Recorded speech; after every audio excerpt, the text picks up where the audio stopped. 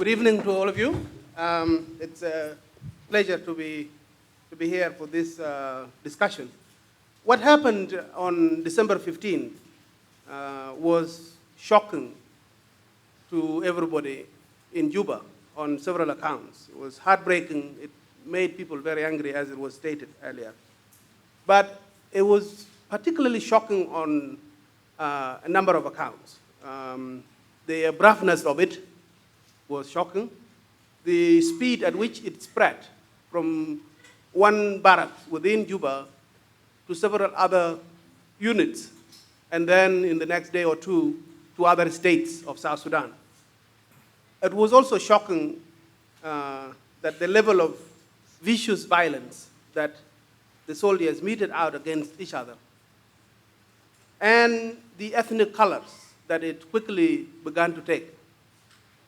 This ethnic issue is a very complex one, and we will try to make statements on it about whether it is or it is not, in which way it is, and in which ways it is not ethnic. It was shocking also in the way the rest of the world reacted to it. Already we are hearing new colonial ideas about why Africans fight being rehashed. For a decade, in the 80s, there was the talk about Africans having innate tendencies for violence. It was primordial, it was wired, it was in their blood. This ideology has long been discussed and written off. But now there is a new debate about whether some African countries are actually good enough to be countries. Whether South Sudan actually has earned the privilege to become a country, at least to become an independent country. Perhaps it should be under somebody's control. That was shocking to South Sudanese to hear that. In fact, a lot of voices said that it was the Americans who rushed South Sudan to independence, writing off 192 years of South Sudanese struggle to be free. And so what happened on that day was shocking on that level. But all of this was totally unsurprising to anyone who has paid attention to South Sudan over the last 8 years. It was unsurprising because of the history of how South Sudan became independent, i.e. the liberation wars that were fought had left in their wake a great deal of pain and wounds that we had promised that when it became independent, these wounds would find a way to be healed and be mended.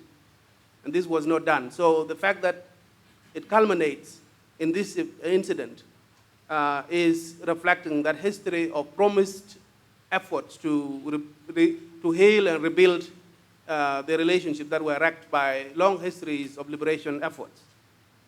It was unsurprising on the account that there was a growing crisis already in the SPLM, Sudan People's Liberation Movement, the ruling party.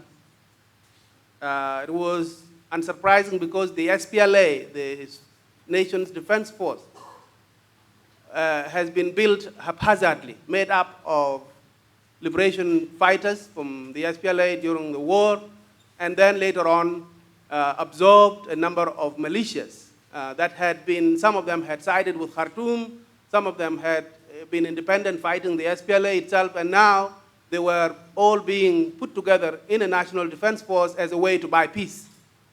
That haphazard nature of a national defense force did not reflect the diversity of the country, and it also created an unwieldy national institution that does not have a shared culture to which all its members subscribe to. There is no central ethos that everyone believes in to make the institution a cohesive one. It was unsurprising because there were promises made at the end of the liberation war. These promises included the possibility of looking at that history and picking out some of very pointed and treacherous moments in that history where South Sudanese had turned guns against one another. And all of these were patched up and they were swept under the rug during that war in order to keep the eyes on the prize, i.e. the liberation effort, in hope that when that liberation is achieved, that these wounds that have been incurred during the liberation war would be finally mended, but they were not. There are several things why it was not surprising to a lot of people, even though it was so shocking. But what was it that triggered the violence? There is a debate on some of the trigger points. And you will not find two South Sudanese agreeing on any of them. One of these trigger points is the government says that it was a coup by former Vice President Riek Machar. And at this point, it is debated. There is also the political civic plan by some government ministers who were relieved in that wholesale reshuffle of the cabinet in July. These people had committed themselves to becoming an opposition to the government with an eye to deposing the president. When it didn't work, it led to where we are. The third explanation is disagreements that had happened within the Presidential Guard, the division of the military called Division 8. These disagreements quickly spread to other units, and they started this crisis. And then there are several officers, many officers within the National Defense Force that had been disgruntled all along for a variety of reasons. And quickly they took advantage of the incident in Juba in order to settle scores for which they were disgruntled. And so there are four major versions of why this started. At this point, it is no longer about how it started. The question now is, how do we get ourselves out of this mess? And so, to the question about whether peace is possible, how do we get South Sudan out of this mess? There are several, there is now talks in Addis, mediated by IGAD, and the focus is cessation of hostilities, and then after that, political settlements, which we think are simply going to be an attempt by political elite to divide power and the resources that come with power. And they will sweep away the atrocities that were committed during this violence. They will sweep away all of that history that I described that was building up because of the promises made at CPA. And if you don't pay attention to the complex social, political, military, and security issues that I've just described, any kind of deal that will come out of Addis will simply be a way of deferring violence until another trigger comes and the country will blow up the way it has done now. Thank you very much.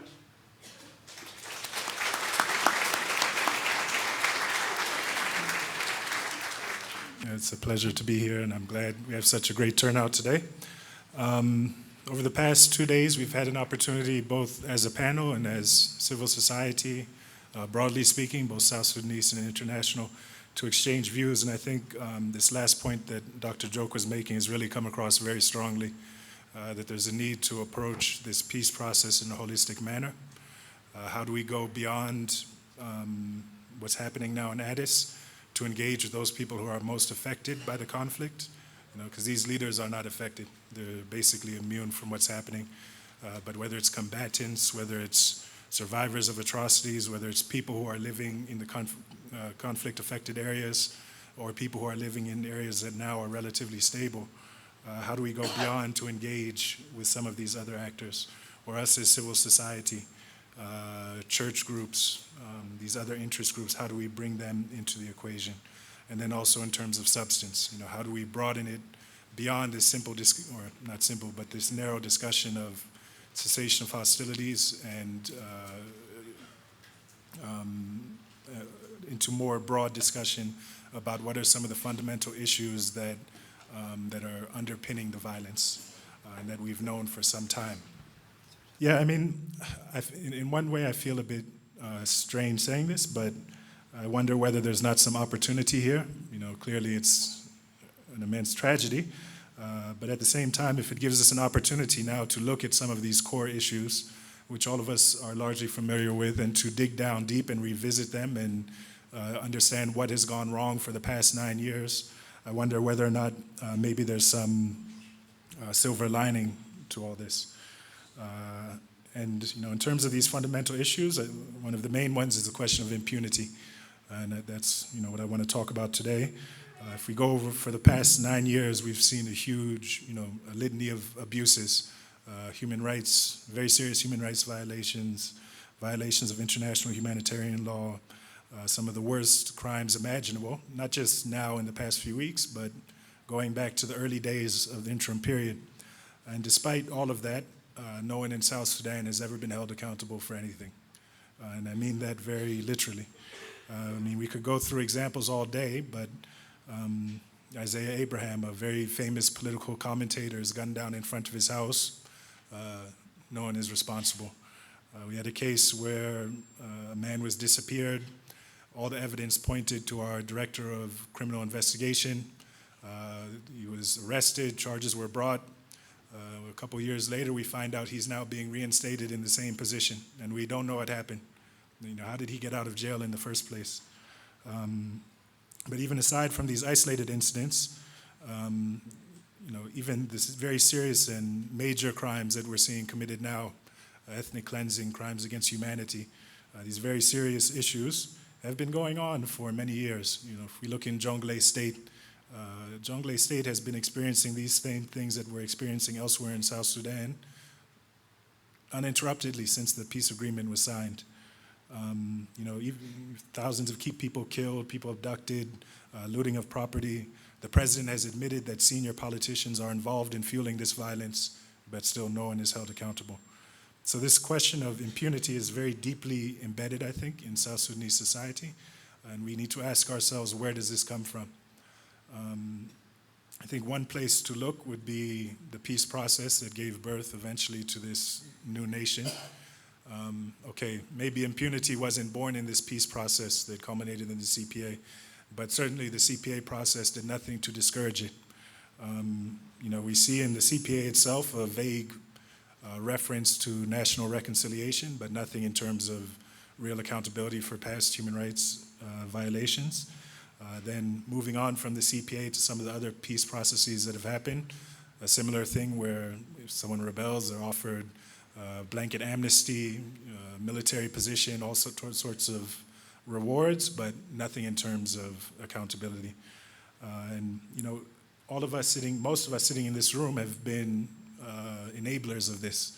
We've looked to our president and said his one real main asset was his ability to bring these so-called spoilers into the fold, his reconciliatory nature, and this is what we've sort of championed as his greatest strength. But I think now, in light of recent events, we need to revisit this. If this situation has taught us anything, it's that what is in our short-term interest doesn't always work in our interest in the long term. Or to say it a different way, it's usually the more difficult things that are more sustainable in the long term. I want to talk a little bit about the design. So if we can agree to this issue of justice in principle, how do we go about achieving it? I'll make a few points in terms of thinking through this question. First is we can't entrust it to the South Sudan justice system. The justice system isn't capable of dealing with these types of crimes. Second, we want to be both short-term in focus and longer term. So yes, remedies for survivors, punishing perpetrators, but also thinking about whether we could use this as an opportunity to transform the justice system. Scope, so we need to think very practically about what, even just taking this most recent violence since December 15th, what can we practically hope to achieve in terms of justice and how to go about doing that. And then lastly, the credibility of the process and needing to adhere to certain standards. And one mechanism which I think meets a lot of these goals is that of a hybrid court. The essential idea, I don't know how many people are familiar with this mechanism, but it's been used in Sierra Leone, in Cambodia, Lebanon, various other places most recently in Senegal to try the former Chadian dictator Senabre. And I mean, the most distinguishing characteristic is a combination of international and national personnel. So a mixture of national judges, international judges, lawyers, prosecutors.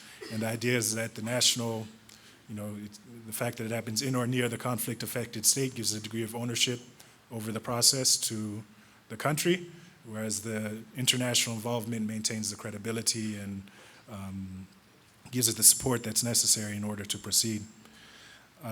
So in conclusion, in order to, this is of course just one option among many, but in proceeding, thinking generally about this question of accountability, first, a lot of people I think get skittish, especially now in the early days of hostility. They want to focus on cessation of hostilities. Not being an expert in peace negotiations myself, I would encourage us to be a bit more bold and not to be afraid to put this issue of accountability on the table and early.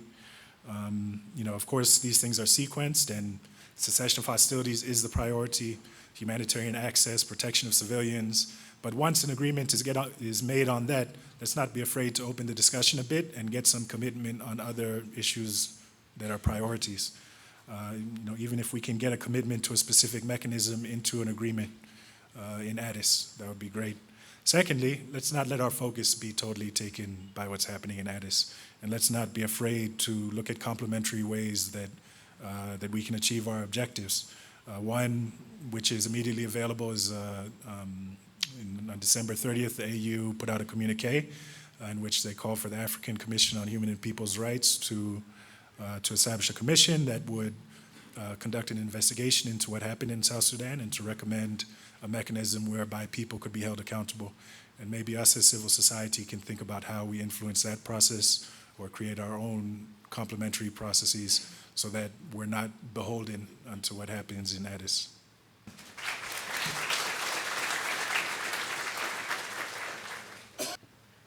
Good evening, everyone. I'm going to be talking about broadening the talks in Addis. And I want to first share with you the fact that I'm actually here with a group of women who are working on organizing themselves to be at the sidelines of the talks in Addis so that they can influence the process. And this is a group of women who are representative of all of South Sudan. We just actually came from a workshop today. It's a 2-day meeting, and we are basically strategizing on how to go about influencing the process because our objective is peace. Now, I want to agree with David Deng in saying that there is an opportunity here. I think the challenge of the conflict gives us, tells us about the importance of broadening peace processes. South Sudan as a nation came about as a result of the CPA, and we had 2 years, and in these 2 years, we, as a nation, as a small nation, as a beginning nation, we had 2 projects that we needed to focus on. One is state building, and another is nation building. What is happening right now is actually shows us a lot about the failures of these 2 projects thus far. If we go back to look at historically, Sudan and South Sudan, we basically, our interaction with governments or political systems was that of an interaction of oppression. It's like an oppressive system and exploitative system. In the same vein, as a people, we were organized as close entities or tribes, as we are saying it, organized among common lineages, and we share territories.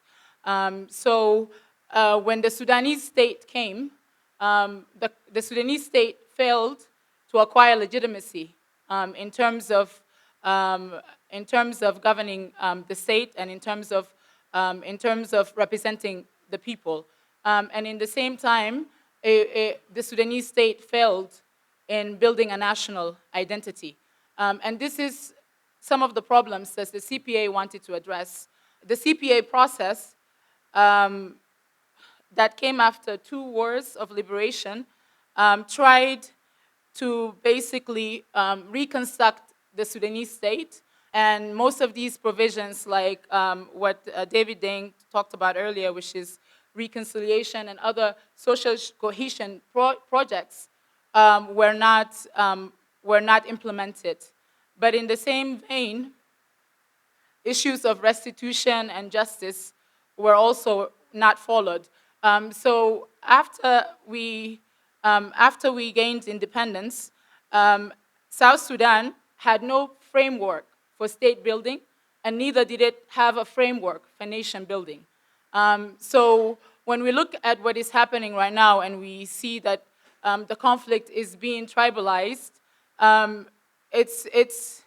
it's because we don't have any other system of organization. The state itself has not linked itself to the people in a way that it becomes a legitimate system. There is a lot that needs to be done to basically connect the state with the people. But in the same time, because we didn't do the processes of reconciliation and other social cohesion processes that would help us in our nation building project, we left the situation intact, which is we are organized as political tribal entities, and we have no united identity. During the liberation struggle, we had a united enemy. We had one enemy, so we were united against a common enemy. And so I'm bringing these points up to say that peace processes, the CPA, was an opportunity for us to address these issues within the context of Sudan. But as we separated as South Sudan, we needed also to create a framework that will help us deal with these realities of our political system. And I think personally that there is an opportunity here. I know we were supposed to have a constitutional making process to have our permanent constitution, which was an opportunity for us to basically create the system of governance that will make us all stakeholders in the state. The question here says, is peace possible? I think peace is possible, and I think I'm encouraged by the fact that there are many groups that are here in diaspora. Maybe I'm calling it diaspora now because we are actually refugees at this point, organizing to see how they can get engaged in achieving peace. And I think it's important to support these groups. It's important to support the women in their quest for peace and in their quest to influence the warring parties and everyone else involved in at least attaining a ceasefire for now. Good evening, everyone. The question we are trying to answer is peace possible? The power brokers have assembled in Addis Ababa, and what they're negotiating among there is how will they get share if they will reach an agreement. But the real issues still remain with the people. Now the question is, how do we get the issues that people face from day to day, which are actually the root causes of the problem, to Addis Ababa? And that therefore brings in the idea of saying, yes, we have a challenge at hand, but it's also an opportunity for us to be able to address the root causes of the problems that we face back at home. The group that is missing in Addis is the civil society. And for the civil society to be able to participate in Addis Ababa, they should be able to have an honest talk among themselves, examine their relevance, examine their competence, and further even examine their credibility. So that when you stand there, if you're honest with yourself, in the words of Mandela, he said, for you to be able to make an impact, you should first examine yourself. If you're not able to change yourself, then you can't. You can't make an impact in society. Now, what is the kind of civil society that we have in South Sudan? And maybe to what level have we contributed, have we been part of this problem? And how can we become part of the solution? Most of the current generation of the civil society that we have emerged from the humanitarian crisis that happened during the war. And so we are experts in handling crises. But maybe that's why we made it governance difficult, or we never participated accurately during the last 8 years. Clear thing we know is that civil society in the past 8 years, because of our background in service delivery, we have cushioned the government from interacting with the people. For example, health services, education, most of them had been delivered by organizations that have been made. So our government had very little to know about the real issues people were facing down there. We were substituting for the government. And we made ourselves more legitimate before our people. I have seen in scenarios where a school is being opened, being launched, it is money from a donor, and the civil society chief executive takes the big chair, and the government authority sits at the corner there. And we'll begin talking after end of the project about sustainability of that particular project. Well, was that our mandate in the first place? If we have a government that we pay tax to and should be able to deliver services. The civil society we have is urban-based. And so the issues are back in the bombers, in the Payams. How do we get those issues ahead if we remain in our urban centers? Quite a number of our organizations have political affiliations. And that has changed civil society as the backseat for politicians who are not in parliament. And when they go back to parliament or they are appointed, some of them have remained with their positions and actually getting 2 salaries from government and from the organizations they work for. And now, how are you going to appear neutral as you work in this process to be able to influence if we broaden the agenda?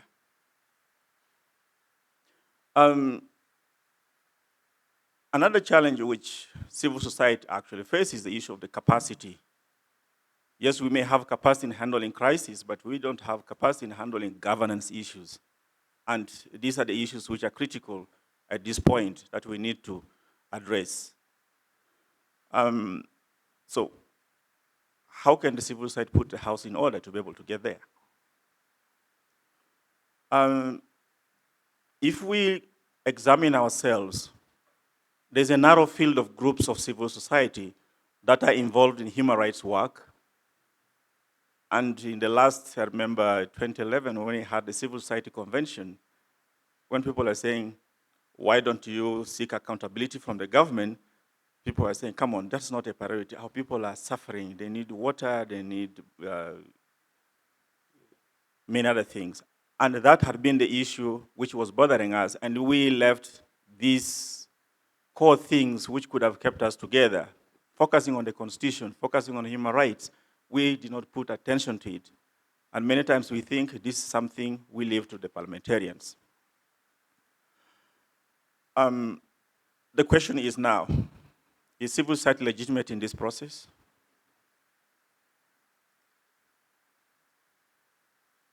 Or even within their communities? Yes, within the communities, I would say the hungry people or a hungry person will always vote using their stomach. If you can fill my stomach, then you are the person. So the same civil society will still remain legitimate in the community because there is crisis and they have been involved in it. They still remain legitimate. But can they be able to forge a way to be able to influence the discussions in Addis Ababa? Yes, they can. And how will they? It's only if they can be able to move together and present themselves as a group amplified, but not as individual organizations appearing there, because you are likely to be seen as siding with one party or the other. Thank you.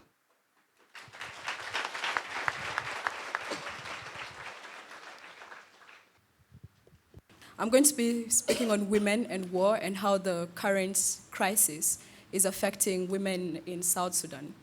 Now, unfortunately or fortunately, I experienced firsthand what women go through in such kinds of situations. I was in the UN camp in Tongping from 16th to 22nd of December. And during this entire period, I got to relate with women who were going outside the camp, and also I had an opportunity to go outside the camp, mainly in search of something to eat. And there were isolated cases of women being beaten up by soldiers. I heard one case of rape, and I also saw one case of I don't know if I should still call it domestic violence within the UN camp. The role of women in every society is to be caretakers. This is arguable. And you find that a woman will not sit back and relax while her family is going hungry, or if there's a certain kind of discomfort among her children and husband, or even members of the extended family. So they will try to go outside and look for food. And during these situations, in this time of crisis, there is no law that is operational. All law enforcement mechanisms are non-existent in such a crisis. And so you wonder, who protects such women, and where does the protection come in? Even before the crisis, you find that South Sudan Penal Code does not really provide, it does not adequately provide for protection of women in regard to issues of gender-based violence in times of crisis. So I think this situation sort of provides an opportunity for us, if we resolve this as soon as possible, to go back to and get an opportunity to develop the laws, especially on gender-based crimes. And the other issue would also be how are women being involved in the current peace talks, in the current dialogue that is going on? You find that there are two representatives on REC side, and there is no representative on the government side as we speak. So how is it that the government does not feel women should be respected in such levels? Now we have Security Council Resolution 1325 that provides that women should be represented in all levels of government, and there should be mechanisms and initiatives put in place to support both national and local attempts by women towards peace and reconciliation. South Sudan government, in terms of trying to implement Resolution 1325, we have this issue of 25%, and there are groups that are pushing for 35% representation. So if we're not able to provide if we haven't been able to even implement 25%, how are we jumping to 35%? This 25% is not even being reflected in the current peace talks that are going on. And I think it's very important that we push for women representation in the current political dialogues. I know that the women MPs and the parliamentarians in Juba called for a press conference and expressed their concerns on the current political crisis that is going on. I think peace is possible. This crisis has been brewing for quite some time. Yes, it happened instantaneously, but the frustrations have been building up over time. We have political frustrations, economic frustrations, social marginalization. You find that maybe some tribes are being marginalized. Dinka and Nuer are not the only tribes in South Sudan, and Equatoria is not one tribe. So we have to consider this holistically and not just look into two ethnic groups that are mainly being affected by this conflict. You'll realize that our country is deeply divided now ethnically because of the statements that you hear. There's so much frustration going there. So I think atonement is the first step towards reconciliation. Before this, we had a reconciliation initiative by the government being headed by the former vice president. And I think it would have made significant steps if there were no political interferences and such that it was halted, because I think this is very important for the unity and development of South Sudan. I think when we go back home, because I know we will go back home after this conflict is resolved, there should be another reconciliation process that should be headed by the very same, mostly the same people who started this issue, yes? Because they have to show us they're atoning for this, that we can believe them and we can reintegrate them into the society. And I think peace is possible, and we all have to be hopeful and pray for this political dialogue that is going on in Addis. Well, thank you very much.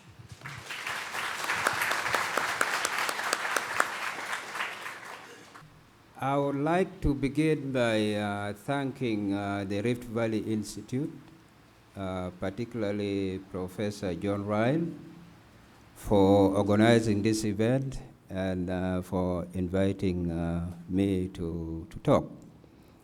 I'm going to talk about politics, I think, and humanitarian assistance, which is for a South Sudanese who has experienced the recent events, is a very difficult topic to talk about. As she said, I was also caught in the midst of the violence. I traveled to Unity State to do some work there, so I got caught in that violence, and I ended in the UN base over there, and eventually I was evacuated to Juba. So I saw a lot of things over there, so it's a difficult topic to talk about. I think I'm certain many of you have heard or read stuff on the humanitarian problems that have been created by the recent upsurge in violence that started on the 15th of December, and it is still continuing. Many people, many UN agencies, NGOs have already been speaking. They have been raising alarms about the terrible humanitarian situation which is being experienced by many people in South Sudan in many areas. The worst affected people are those from the two communities or ethnic groups in whose areas most of the fighting has been taking place or is still taking place. Of course, other people also got affected, particularly the population, the people in Juba, who are mixed, they are not only for what, and also people from other communities, including non-Sudanese, were also affected. I was recently speaking to a Kenyan friend, and she asked me, why are you Southern Sudanese turning against Kenyans? And I told her that, yeah, that is very bad, but we did not only turn against Kenyans, we also turn against our own selves. So there was a huge problem, a bit of senseless war, I could say it was really madness. We shouldn't have it. So many people, children, women, and other vulnerable persons got caught up in the madness that is still engulfing our country. It is obvious that we need to support the people who have been affected. And it is good that some governments, organizations, individuals have positively responded to calls for assistance to the people who have been affected. That is very commendable. It's really good, and we need more of that. But it is equally important to put emphasis on the political causes of the conflict. The best and the lasting solution to the unfolding humanitarian crisis is ending the violence so that the country returns to the normal situation quickly. We should focus on bringing an end, bringing about a cessation of hostilities and opening of humanitarian corridors. The killing, the looting, the displacement should end so that displaced people can go back to their villages and rebuild their shattered livelihoods. Ending the violence is the enduring solution to the suffering of civilians. I believe pressure should be brought to bear on the belligerents so as they cease fire and give peace a chance. The international community can do a lot to bring about a quick end to the crisis. I mean, it shouldn't be allowed to get worse. Already, organizations are estimating that over 1,000 people have been killed. I saw a figure, I think recently, which is, 10,000 or something. And then over 200,000 have been displaced. Many of these are taking shelter in UN bases around the country. Some of them are my own students who are in the UN base in They cannot come back to the university. Others have crossed the international border to neighboring countries. About 20,000 are now seeking refugee status in neighboring countries. Some of them actually are returning to refugee camps that they were in before the war with Khartoum ended. So for me, the emphasis is that, well, we have a problem now. Many people are in a desperate situation. So we should mobilize resources so that we assist them, we save lives, we reduce the suffering that is already there. But also, as we do this, we should not forget the political causes, the root causes of the current problem. We have to pay attention to dealing with the root causes. And I said we should work towards ceasefire. And then also, then we look beyond from immediate, then we look into a more lasting situation, a peace agreement that will not quickly unravel. And as we provide humanitarian assistance, we take lessons from the past. We had the Operation Lifeline Sudan, we can draw lessons from there. There are certain things that we can do so as not to make the situation worse. Humanitarian assistance in certain is political. So we have to be careful so that we get the expected outcome and we don't complicate the situation for people who are already vulnerable. So thank you very much for listening. Yes, again, I'm Reverend James Ninrew, pastor of Presbyterian Church of South Sudan. I want to start with the CPA. When the CPA was negotiated, it was between the SPLA, made sure it is between the SPLA and the Sudan government, and they excluded everybody.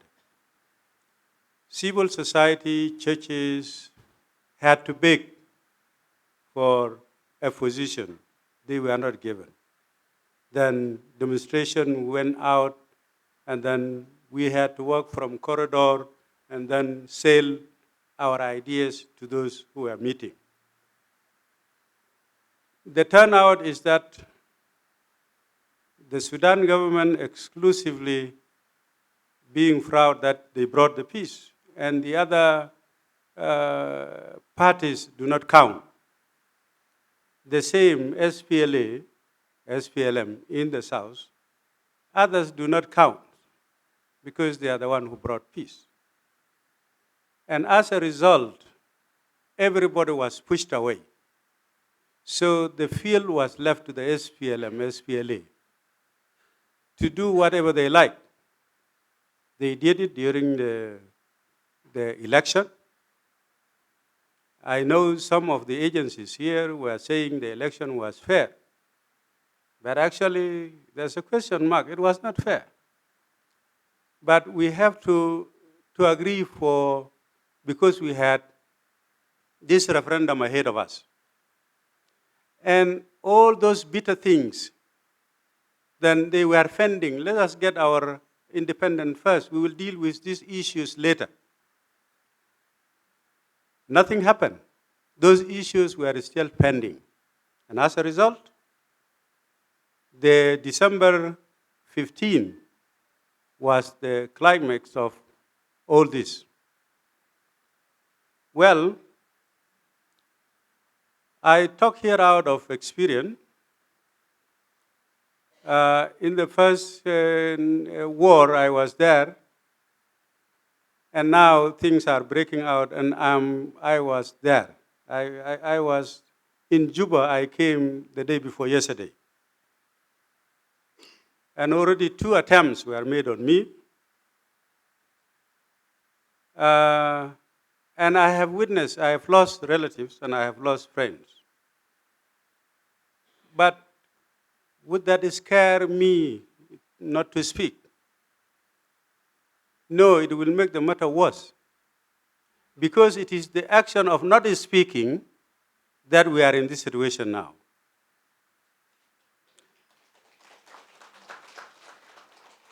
I want to answer to a question that may be in your mind. Where is the church? Why the church is not coming out? Well, the church also is facing the same problem every civil society, every civil servant is facing. First, the church has been incorporated in the government institution. And you will see our archbishops and those big people are already taking breakfast and lunch with the big men and are assigned responsibility to do, whether they do them or they don't do them, there is no accountability. So we have a question mark of whether we are viable to go ahead with the prophetic role that we are supposed to do or not. Everybody has been terrorized, and examples are there out. And the maximum terrorism that was on people was recently. And out of the people who were killed, I think the church also lost about 5 pastors, of which 2 are from the Presbyterian church. So you will see the fear that has been installed in people to speak.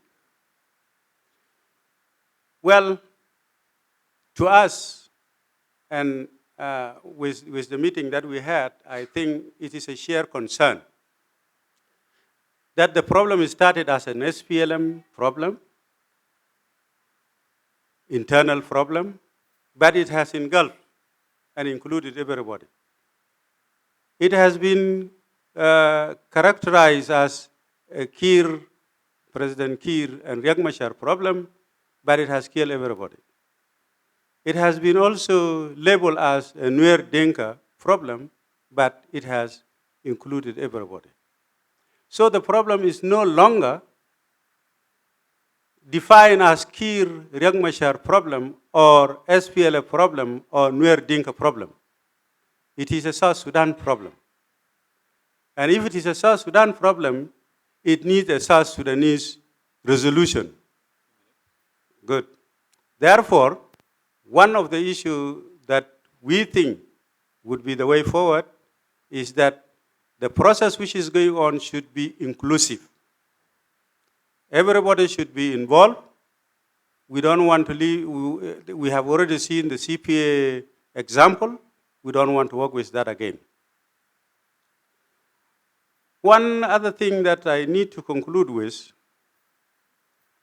is people will ask, then if you want to be included as a church or civil society, who are you? How do you get into there? Well, there is an opposite question answering the same question. And who are these people who are talking on our behalf? Because if what gives them legitimacy is because they are Southern Sudanese, and I think likewise we are Southern Sudanese and concerned citizens, and the people who are fighting, who have been affected, Riek Machar is safe somewhere, Salva Kiir is his palace, but a young lady there, a woman, a child being the one suffering in the UN camp or in any other displaced camp. Therefore, and the youth are the one fighting. Therefore, these people need to be included. And if the international community are to help in any situation, well, this is one vital thing that you need to come in. Thank you.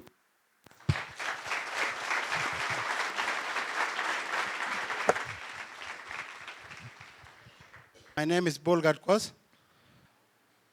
My dear sister, who actually speaks just next to you, I really thank you very much. You actually hit the point very, very much. And the point is that we actually lost the nation building. We are the tribes. We have no vision after we achieve the independence of South Sudan. What is important at the moment is actually to abolish the thinking of belonging to the tribes. In Rwanda, tribalism now is a crime after genocide. And the question, if we continue academically, also even in the local levels, legitimizing or leaning to our whoever wants to be a leader or my tribesman will never help us at all. My name is Machine Loy, South Sudanese. Traditional authority, chiefs and kings are supposed to be part of the public sector in our country, but disenfranchised and isolated in discussions about public matters. Yet their contributions to grassroots peace and stability is indispensable. Where do the civil society see traditional leaders to contribute to making peace possible in our country, putting into consideration the current context? My second question is, what can civil society do in our country in a non-violent manner to denounce current violence and killings of innocent people in our country, inside South Sudan? Thank you. I think we have the Local Government Act of 2009, I think. And that one is supposed to organize, the role of the third tier of government, the role of chiefs and all this and so on and so on. Is supposed to organize that, but I think we still have the act, but its implementation is not yet reached to the end. It's not fully implemented. So then there's some confusion about the role of, say, chiefs and so on in the current system. But I would like to say that indeed the chiefs have traditionally played a very important role in conflict resolution, in peace building, and that should be appreciated. And they should be given more role. I'd like to add that there are multiple layers of this, theaters of this conflict, and I think one of them is actually within our communities, be it in South Sudan, but also in the neighboring countries, amongst the youth. And I think civil society should actually take this issue, because if we allow inciting speech, if we allow youth to mobilize on the social media and etc., this is entrenching what is happening in the wrong way. So I think civil society should take the lead in preaching the culture of peace within our communities wherever we are. That is an important element, because even if we say we are going to talk to the negotiators in Addis or the different delegations about cessation of hostilities, well, how about the other groups who are not invited to the table? If they agree for ceasefire at the table, but there are other groups who are acting independently, who talks to them? I think grassroots peace building is an important element of this, and civil society is well positioned to actually take this on. Thank you. My name is Benny Gideon. I work for South Sudan Human Rights Society for Advocacy in South Sudan. The question is whether peace is possible in South Sudan after this crisis or not.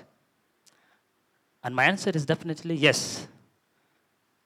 Peace can be possible in South Sudan after this crisis if and only if the root causes of the problem is properly addressed.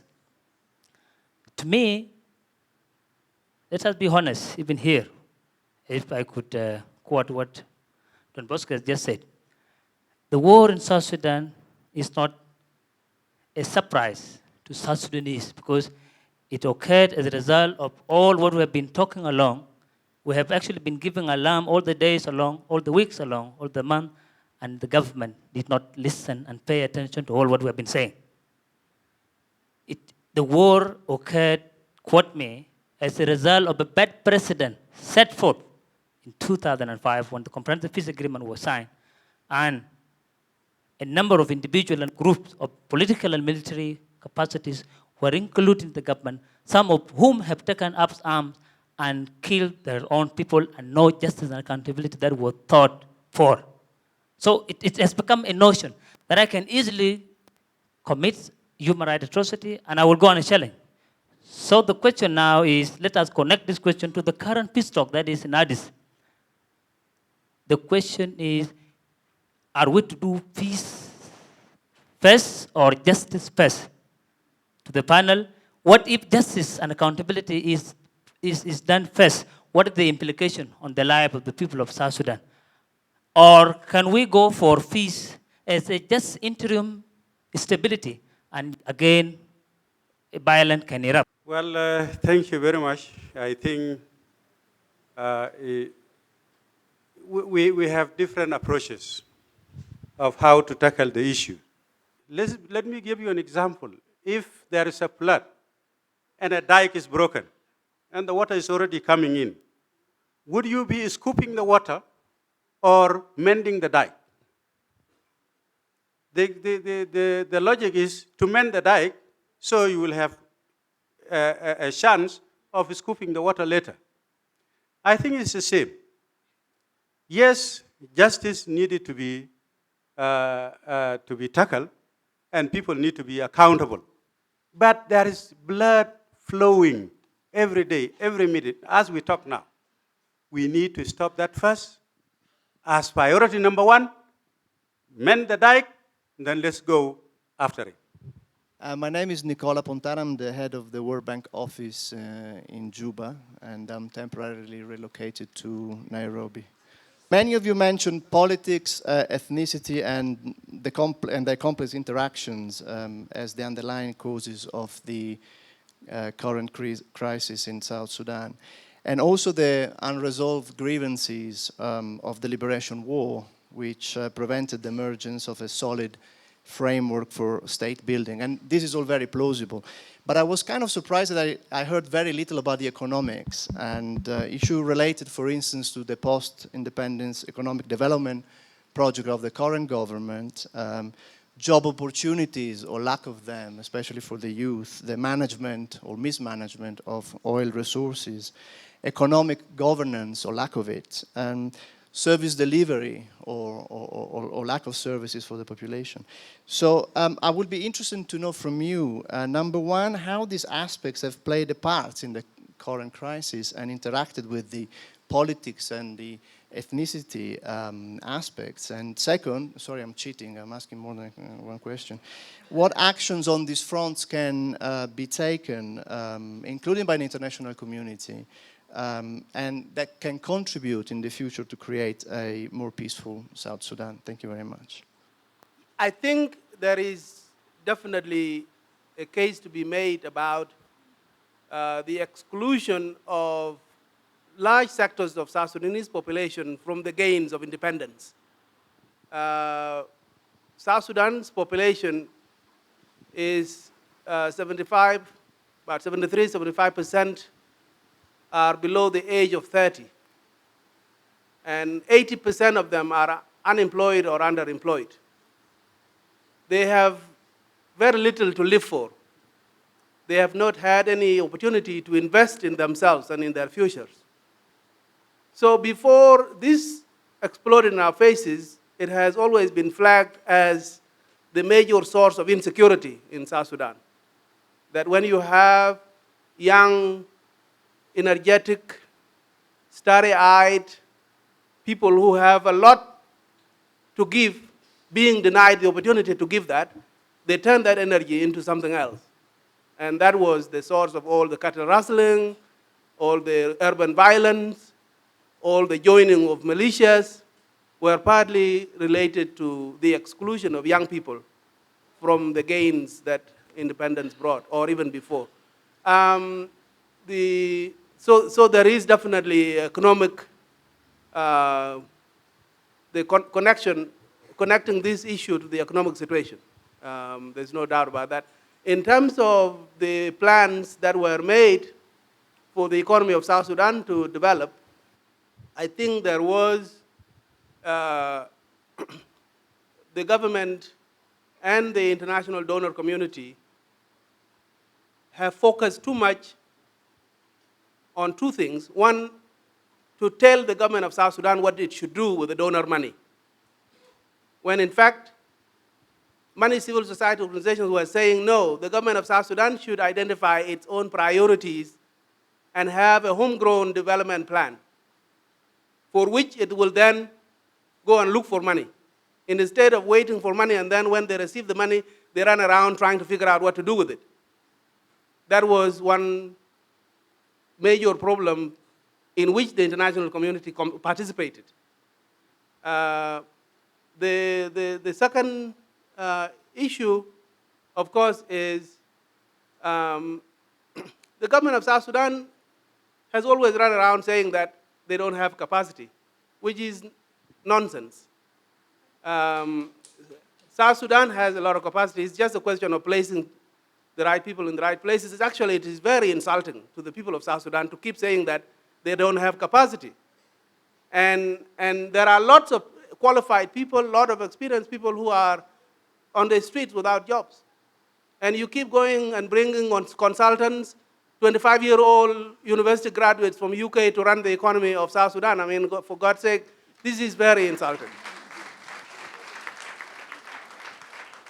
My name's Emmanuel Mulu from Hekima Institute of Peace Studies and International Relations. I am a student there of the Catholic University. When you talk, one thing came into my mind, and it is the exclusion of the youth, a very important constituency. And you said that politicians are involved in fueling this violence. And these politicians cannot fuel if there are no people who are ready to be incited and be funded. And the youth here come in handy. That they are the ones who are being used by the politicians to fight for the cause of the politicians, not their own cause. So my question is, do the civil society and religious organizations have structures which can be used to incorporate these youths in nation building and in the peace process? Thank you. If I go to the civil society, that is why we are calling that youth should not be left out. Because if there are people fighting, the people who are doing the action are the youth.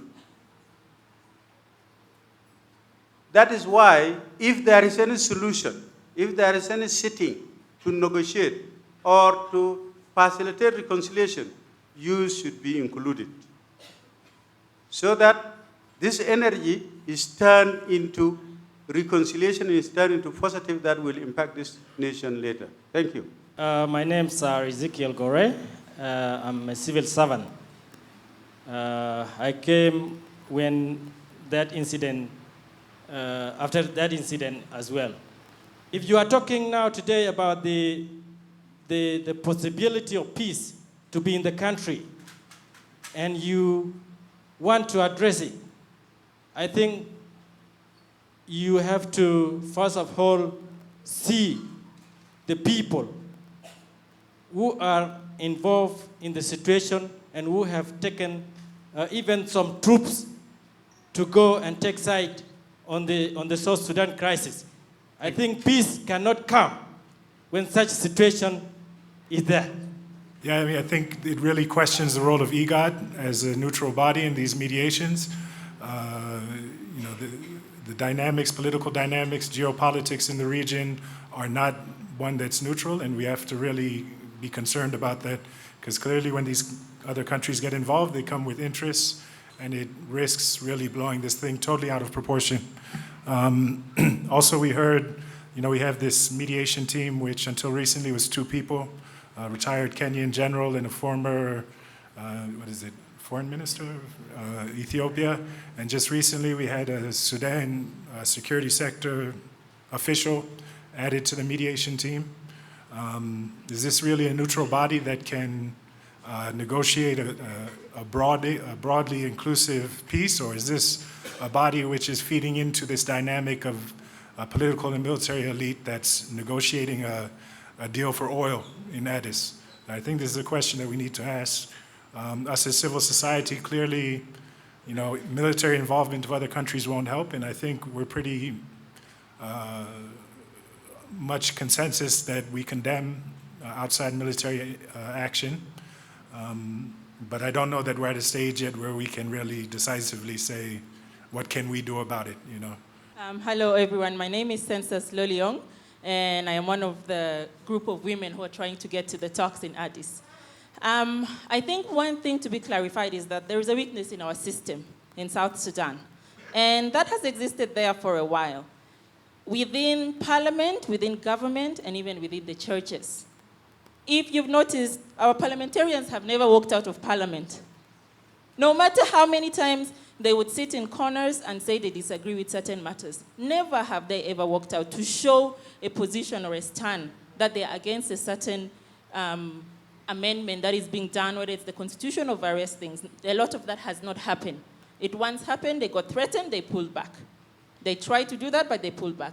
Secondly, with the churches, our churches have become politicized, and that is a fact. The 70% of the youth, even those who go to the churches, most churches do not have very strong programs.